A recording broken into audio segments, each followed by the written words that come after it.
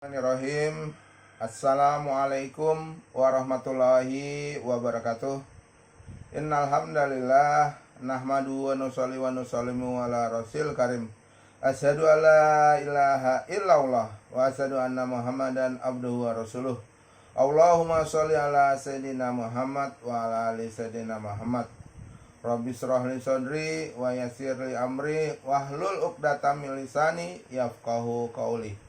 Wa qala ta'ala fi kitabil karim, a'udzu billahi minasyaitonir rajim. Bismillahirrahmanirrahim. Kaifa takfuruna billahi wa kuntum amwatan fa ahyakum tsumma yumitukum tsumma yuhyikum tsumma ilaihi turja'un. Wa qala Rasulullah sallallahu alaihi wasallam, man kana akhiru kalamihi la ilaha illallah dakhalal jannah. Shadaqallahul azim wa sadaqa rasul karim, amma ba'du. Hadirin yang dimuliakan Allah Subhanahu wa taala, bersyukur kita kehadirat Allah Subhanahu wa taala. Allah Subhanahu wa taala memberikan banyak sekali nikmat. Nikmat yang utama adalah nikmat iman dan Islam. Ada lagi nikmat, yaitu nikmat kesehatan. Kita diberikan kekuatan untuk amal ibadah, untuk selalu taat pada Allah Subhanahu wa taala walaupun harus di rumah.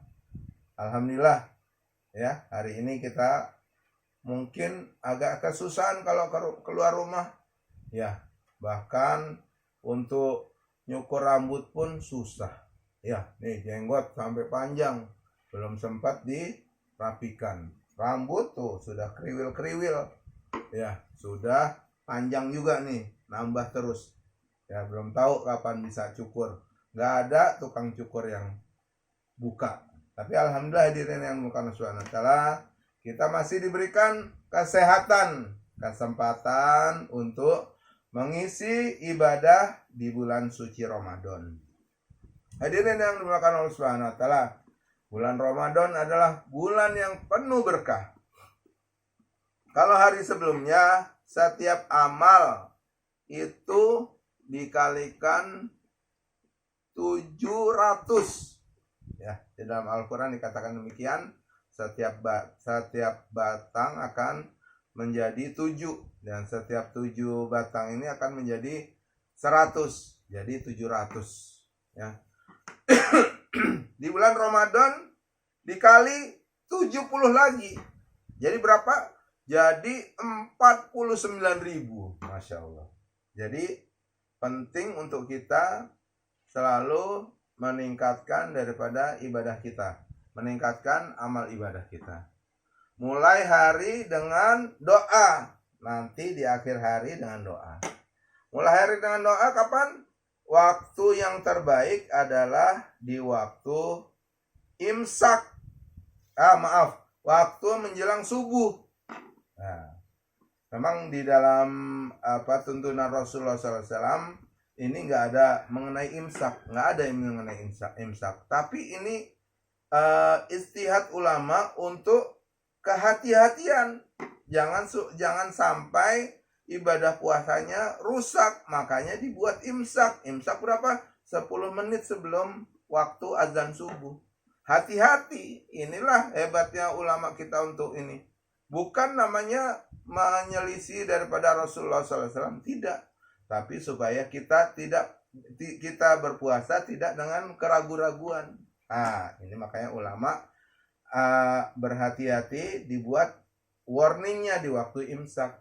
Boleh makan ya boleh, orang waktunya tutupnya mulainya puasa waktu azan subuh, berpuasa dengan azan, berbuka dengan azan. Diakhirkan diakhirkan untuk sahur, tapi diawalkan untuk berbuka. Itulah hebatnya Islam. Hadirin yang bukan Subhanahu wa taala, pengurus Masjid Ar-Rahman memberikan saya judul upaya-upaya untuk meningkatkan kualitas ibadah. Jadi untuk meningkatkan sesuatu ini harus dimulai dengan parameternya. Nah, jadi ada ukurannya. Ada ukurannya berapa ukuran ini tercapai, baru nanti ditingkatkan. Nah, ukurannya ini adalah istiqomah. Jadi setiap amal adalah istiqomah. Setelah istiqomah, baru bisa dilakukan peningkatan. Nah, untuk sampai kepada istiqomah, ya, kita perlu mengetahui, ya, dalam setiap amal, ya, dalam rukun iman jelas yang dimulai dengan syahadat, kemudian sholat, puasa dulu atau zakat dulu, puasa, zakat, haji, ya, ini urutannya. Nah, ya, syahadat, sholat, puasa, zakat, haji. Mulai dengan berniat karena Allah Subhanahu wa taala. Berniat karena Allah Subhanahu wa taala. Makanya Rasulullah SAW katakan, ya, jadi di imanakum. Jadi perbaharuilah iman kamu. Bagaimana Rasulullah SAW memperbaharui iman? Perbanyaklah ucapan la ilaha illallah. Nih, ini yang pertama. Jadi ada arti, kemudian maksud dan tujuan, keuntungan, cara mendapatkan. Kalau kita sudah sampai cara mendapatkannya, kita tinggal melakukan peningkatan kualitas. Arti la ilaha illallah adalah tiada Tuhan selain Allah. Ya, artinya, maksud dan tujuannya adalah kita keluarkan yakin kebesaran makhluk dalam hati kita, kita masukkan kebesaran Allah Subhanahu wa taala. Bukan berarti kita menjadi Allah Subhanahu wa taala, bukan. Jangan salah. Artinya kita yakin bahwa Allah Subhanahu wa taala adalah zat yang maha kuasa, zat yang maha mulia, zat yang maha memberi rezeki, zat yang maha mengatur, zat yang menguasai diri kita, zat yang menguasai keluarga kita, zat yang menguasai seluruh alam, zat yang menguasai hari kiamat, dan zat yang menguasai seluruh keadaan kita. Zat yang maha adil, zat yang maha mengetahui, dan semua adalah kekuasaan Allah Subhanahu wa taala. Allah Subhanahu wa taala nggak punya hak prerogatif. Karena hak prerogatif diatur oleh undang-undang. Yang Allah Subhanahu wa taala punya adalah hak mutlak. Jangan salah. Jadi kalau jangan bilang ini hak prerogatif Allah. Allah nggak punya nggak punya hak prerogatif. Karena prerogatif itu diatur oleh undang-undang. Belajar lagi kita mengenai undang-undang ketatanegaraan segala macam. Ini nggak ada yang punya Allah Subhanahu wa taala adalah Allah Subhanahu wa taala punya hak mutlak. Mau-maunya Allah Subhanahu wa taala. Nah, bahkan Allah Subhanahu wa taala tidak beritahu kepada baginda Rasulullah SAW, kepada malaikat Jibril apa seperti umur kita. Umur kita ini Rasulullah SAW pun nggak tahu umurnya sampai kapan. Kiamat Rasulullah SAW, Jibril alaihissalam yang begitu dekat dengan Allah Subhanahu wa taala nggak tahu. Ini adalah hak mutlak Allah Subhanahu wa taala. Hadirin yang dimuliakan Allah Subhanahu wa taala. Kembali lagi, yaitu la ilaha illallah. Artinya adalah tiada Tuhan selain Allah. Maksud dan tujuannya kita keluarkan keyakinan kepada makhluk. Yakin kita sama uang. Wah, kalau kita punya uang, kita berjaya, kita senang, kita mudah. Kita keluarkan ini. Kita masukkan yang bikin senang, bikin susah, bikin bahagia, bikin gembira adalah Allah Subhanahu wa taala. Allah Subhanahu wa taala bisa membuat suasana dan keadaan sekehendak Allah Subhanahu wa taala. Yang bikin susah Allah Subhanahu wa taala, ya iya susah karena apa? Karena kita yang awalnya daripada membuatkan itu menjadi susah. Sehingga Allah Subhanahu wa taala ciptakan keadaan susah bagi kita untuk mengingatkan kita pada Allah Subhanahu wa taala. Arti, maksud dan tujuan, keuntungannya apa? La ilaha illallah. Keuntungannya adalah mangkana akhiru kalamihi la ilaha illallah dakhalal jannah. Barang siapa ucapkan la ilaha illallah di akhir hayat, dijamin masuk surga. Ini hadis daripada Rasulullah SAW. Makanya hadirin yang dimuliakan Allah Subhanahu wa taala, setan itu menggoda ya, tidak hanya di dunia, menjelang maut pun setan akan goda. Kalau bapak-bapak, ibu-ibu ingat bagaimana ulama kita, Bapak Muhammad Nasir, begitu dia dalam kondisi sakit, maka di telinganya ini dipasangin headset. Headset dulu namanya Walkman, ya, pasangin Walkman nih, disetelin atau itu pun dibacakan ya ajaran-ajaran Nasrani. Dia nangis, nggak bisa ngapa-ngapain, sehingga akhirnya yang ngerawat tahu, yang nemenin dia, yang menjaga dia tahu, disetelin apa nih kita dengar.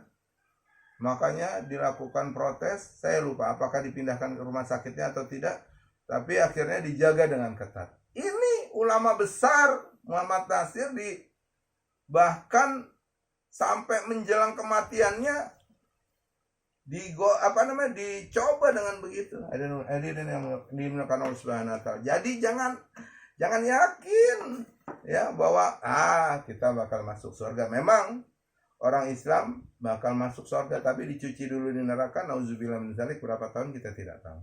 Terlepas daripada itu, arti, maksud dan tujuan, keuntungan, cara mendapatkan. Cara mendapatkannya bagaimana? Tadi Rasulullah SAW katakan, jadidu imanakum, perbaharulah iman kamu. Ditanya sahabat, ya Rasulullah, bagaimana cara memperbaharui iman? Berbanyak ucapan la ilaha illallah. Ini terpenting untuk selalu banyak ini. Alim ulama membuat membuat kemudahan supaya kita bisa amal. Bagaimana kemudahannya? Kita amal ba'da subuh, katanya ba'da subuh dan ba'da asar nggak boleh tidur, katanya begitu. Kalau ba'da subuh tidur, rezekinya seret. Kalau ba'da asar tidur, otaknya seret. Nah, otaknya seret apa? Pikun, cepat mudah pikun. Ya, maka alim ulama ajarkan nggak ada sholat ba'diyah subuh dan ba'diyah asar. Diganti dengan zikir. Zikirnya apa? Subhanallah, walhamdulillah, wala ilaha illallah, wallahu akbar, wala haula wala quwata illa billahil aliyil azim. Tanda kita cinta pada Allah Subhanahu wa taala. Kemudian kita bersolawat kepada baginda Rasulullah SAW. Silakan yang biasa dengan Sayyidina atau tidak dengan Sayyidina, yang penting bersolawat. Allahumma sholli ala Sayyidina Muhammad wa ala ali Sayyidina Muhammad. Dan yang terakhir, ini yang kedua, tanda cinta kita pada Rasulullah SAW. Yang terakhir, tanda kita cinta kepada diri kita istighfar. Astaghfirullahaladzim, allazi la ilaha illa huwal hayyul qayyum wa atubu ilaik. Ini atau zikirnya Nabi Yunus alaihissalam. Ini kita kan lagi dirumahkan nih kayak Nabi Yunus nih di dalam perut ikan. La ilaha illa anta subhanaka, la ilaha illa anta subhanaka inni kuntu minaz zalimin. Ya, ini yang dibaca oleh Nabi Yunus alaihissalam. Ya, seperti kita lagi dirumahkan begini, banyak kita baca ini. 100 kali ba'da subuh, 100 kali ba'da asar. Ini. Jadi kalau kita lihat rukun iman selalu begitu, ya. Pertama syahadat, kemudian sholat, puasa, zakat, haji. Yang kedua adalah sholat. Sholat artinya adalah hubungan antara manusia dengan Tuhannya. Nah, sholat itu dimulai dengan takbir, dimulai dengan, ada yang mengatakan dimulai dengan niat, dimulai dengan takbir karena niat sudah di dalam hati, dimulai dengan takbir dan diakhiri dengan salam. Ini sholat, ya, ini sholat. Kita sholat, kemudian artinya apa? Hubungan itu dia, hubungan antara manusia dengan Tuhannya. Kemudian maksud dan tujuannya adalah kita selalu dalam apapun kondisinya kita selalu laksanakan sholat. Ya, maksud dan tujuan artinya tadi demikian. Maksud dan tujuannya adalah kita selalu ingat pada Allah SWT dengan sholat. Ya, maksud dan tujuan. Keuntungannya apa? Keuntungannya, barang siapa menjaga sholatnya selama 40 hari tanpa ketinggalan takbiratul ihram. Ini susah nih sekarang nih, masjidnya nggak buka, ya. Tapi begini hadisnya, tanpa ketinggalan takbiratul ihram, itu berjamaah di masjid, maka dia akan dapat dua jaminan. Yang pertama dibebaskan dari sifat nifak, munafik. Yang kedua dijauhkan dari api neraka. Dua, ya, ini keuntungan. Cara mendapatkannya bagaimana? Cara mendapatkannya yaitu yang pertama, kita perhatikan nih waktu-waktu sholat. Jangan kelewatan. Kita usahakan dengan berjamaah. Kalau hari ini mungkin kita lakukan berjamaah dengan keluarga. Ya. Kemudian kita hidupkan sholat sunnah. Sholat sunnah rawatib. Kemudian sholat sunnah duha, tahajud, awabin, hajat, apalagi sholat syukrul wudu, dan lain-lain banyak lagi sholat. Nah, di dalam segala keadaan kita bermohon kepada Allah Subhanahu Wa Taala. Dan kita penting juga kita dakwahkan nih bagaimana pentingnya sholat ini. Kita ajak ahli keluarga kita ajak tetangga kita ajak masyarakat kita untuk sama-sama mendirikan sholat. Ya, ini semua rangkaiannya. Kalau di dalam ibadah di dalam rukun Islam, yang terakhir adalah haji. Jadi kalau yang pertama adalah syahadat. Syahadat ini adalah keyakinan kepada Allah Subhanahu Wa Taala, yaitu di dalam setiap amal ada niat. Di dalam haji ini adalah kita kembali kepada Allah Subhanahu Wa Taala. Kepada Allah Subhanahu Wa Taala. Labbaik Allahumma labbaik, labbaik la syarika laka labbaik. Innal hamda wan ni'mata laka wal mulk la syarika lak. Nah, jadi ini dulu Nabi Ibrahim alaihissalam diperintahkan Allah Subhanahu Wa Taala. Ya Ibrahim, keluar kamu dari kota ini, kota Mekah, seru semua manusia. Ya Allah, kata Ibrahim alaihissalam, saya tidak punya kemampuan mendatangi semua manusia.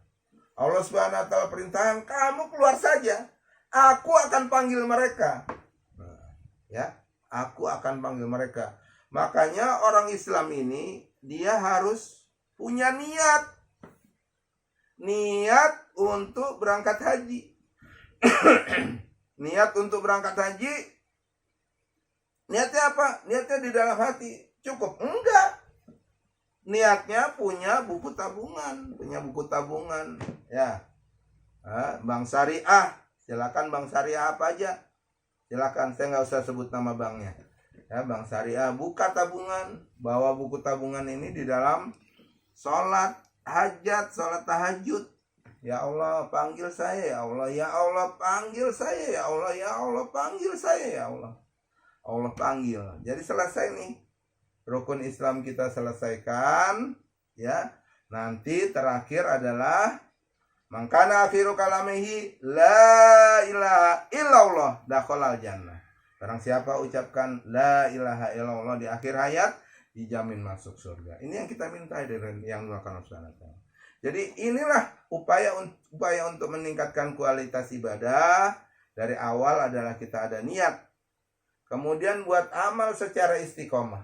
Ya, amal secara istiqomah. Dijaga keistiqomahan ini. Dan yang terakhir adalah kembali kepada Allah Subhanahu Wa Taala. Ikhlas ada di sini. Ikhlas adalah yakin kepada Allah Subhanahu Wa Taala. Jadi ikhlas ini ada bayarannya. Jadi ini yang melakukan Allah Subhanahu Wa Taala.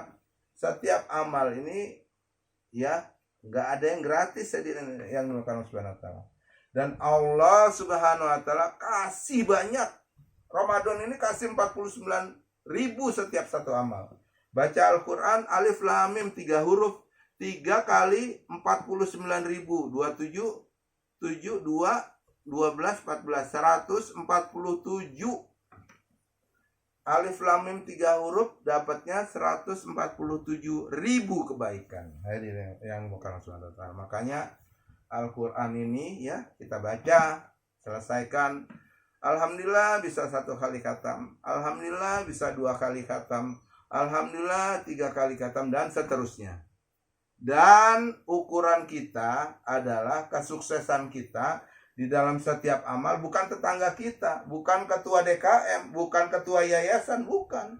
Amalan, ukuran daripada amalan kita sukses adalah mencontohkan Rasulullah SAW, dan kita lihat Rasulullah SAW. Bukan lihat tetangga kita, bukan lihat jemaah masjid, bukan. Kita lihat Rasulullah SAW. Rasulullah SAW tahajudnya kakinya sampai bengkak-bengkak. Ditanya oleh sahabat, kenapa Rasul? Kamu sudah dijamin. Engkau sudah dijamin masuk surga. Ngapain lagi ibadah sampai kaki bengkak-bengkak? Kata Rasulullah SAW, apakah aku tidak patut menjadi hamba yang bersyukur? Ini hadirin yang bukan surga. Jadi ujungnya adalah yakin kita kepada Allah Subhanahu wa taala. Tidak melihat amal ini, tidak membanggakan amal kita terhadap saudara-saudara kita. Tapi kalau di grup tuh dibilang saya sudah selesai sekian juz, bagus. Ini menunjukkan bersemangat. Nah, kita melihatnya, oh bagus nih orang. Dia lebih bagus dari saya. Dia sudah 1 kali khatam, saya belum. Ya, Pak Sugeng Basuki sudah 1 kali khatam, ya saya baru juz 13. Nah, ini hadirin yang bukan subhanallah. Mudah-mudahan dengan berlomba-lomba dalam amal, dalam kebaikan, fastabiqul khairat, insyaallah Allah Subhanahu wa taala terima amal kita. Mudah-mudahan Allah Subhanahu wa taala terima ibadah puasa kita. Jangan lupa nanti bayar zakat. Jangan tunggu di kampung, apalagi sekarang nggak bisa pulang kampung. Bisa pulang kampung apa nggak bisa mudik? Terserahlah. Itu yang jelas, nggak bisa mudik, nggak bisa pulang kampung. Apalah terserah. Yang penting zakat fitrah dikeluarkan. Ya kalau memang biasa mengukur zakat malnya di bulan Ramadan ataupun di bulan Syawal, silakan. Selesaikan semua kewajiban kita di rumah. Mudah-mudahan kalaupun nanti bisa pulang kampung, kalaupun nanti bisa mudik, kita bisa mudik pulang kampung dengan selamat sampai di kampung. Nanti di lockdown di sana 14 hari. Tapi apapun ya, yang penting zakat kita selesaikan. Ini adalah hadirin yang dimuliakan Subhanahu wa taala yang bisa saya sampaikan. Intinya adalah kita ada istiqomah dalam amal sehingga kita bisa meningkatkan ibadah kita. Semoga puasa Ramadan kita ini bisa kita tutup dengan baik, dengan lebih baik lagi daripada tahun-tahun sebelumnya, dengan ibadah yang lebih berkualitas lagi. Semoga Allah Subhanahu wa taala terima. Dan semoga kita bisa bertemu Ramadan tahun sebelumnya. Tahun berikutnya. Kita bertemu dengan tahun berikutnya dalam kondisi yang lebih baik. Masjid bisa dibuka, kita bisa berjamaah di masjid. Insya Allah. Semoga Allah Subhanahu wa taala berikan kesehatan kepada kita, kemudahan kepada kita untuk beramal. Saya mohon maaf atas segala kesalahan dalam menyampaikan ini. Karena ini adalah untuk nasihat ini adalah untuk saya sendiri. Telinga saya lebih dekat dengan mulut saya. Kalau bapak-bapak hanya bisa melihat di video ini yang ngerekam Haris dengar juga, dekat juga dengan saya. Tapi kami berdua, ini nasihat buat kami berdua, buat yang nanti juga mendengarkan ini. Mudah-mudahan ada kebaikan bagi kita semua. Kita tidak lihat amal orang, tapi kita lihat amal orang itu supaya kita bersemangat meniru dia dalam ketaatan pada Allah Subhanahu wa taala. Mudah-mudahan Allah Subhanahu wa taala terima amal kita, mudah-mudahan Allah Subhanahu wa taala terima puasa kita, mudah-mudahan Allah Subhanahu wa taala terima ibadah kita, mudah-mudahan kita bertemu dengan Idul Fitri, mudah-mudahan kita bisa bertemu dengan Ramadan tahun depan. Terima kasih atas segala hal yang telah saya sampaikan, terima kasih atas segala perhatian. Mohon maaf apabila ada yang kurang berkenan. Kita tutup dengan kifaratul majelis. Subhanallah wa bihamdi, subhanaka Allahumma wa bihamdika, Asyhadu alla ilaha illa anta astaghfiruka wa atubu ilaik. Assalamualaikum warahmatullahi wabarakatuh.